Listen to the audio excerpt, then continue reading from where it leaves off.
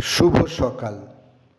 আজ 29শে শ্রাবণ 1431, ইংরাজির 14ই August 2024।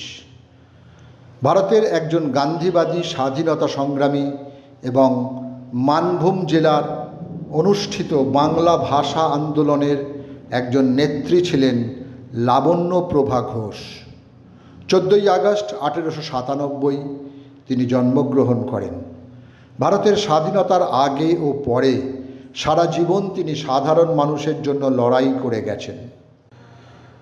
14ই August 1923 ভারতের অন্তর্ভুক্ত পাঞ্জাবের শিয়ালকোটে জন্মগ্রহণ করেন ভারতীয় প্রথিতযশা প্রবীণ সাংবাদিক কুলদীপ নায়ার। মাতৃভাষা উর্দু হলেও তিনি মূলত ইংরেজিতেই লিখতেন। ভারতসহ বিভিন্ন দেশের 40টি পত্রপত্রিকার 14টি ভাষায় তাঁর লেখা প্রকাশিত হতো।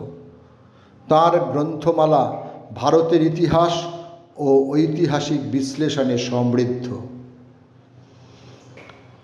14ই আগস্ট 1942 কলকাতার পার্ক সার্কাসে জন্মগ্রহণ করেন বাংলাদেশের কবি ও লেখক শহীদ কাদরী।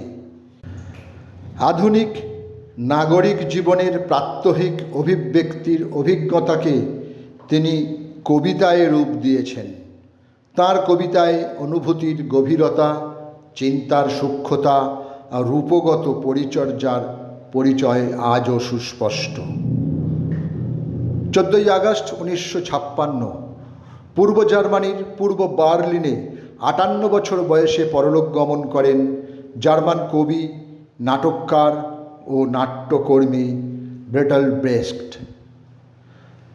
ভাইমার প্রজাতন্ত্রের যুগে মিনলিখে নাটককার হিসেবে তিনি প্রথম সাফল্য অর্জন করেন এবং 1924 সালে তিনি বার্লিনে চলে যান।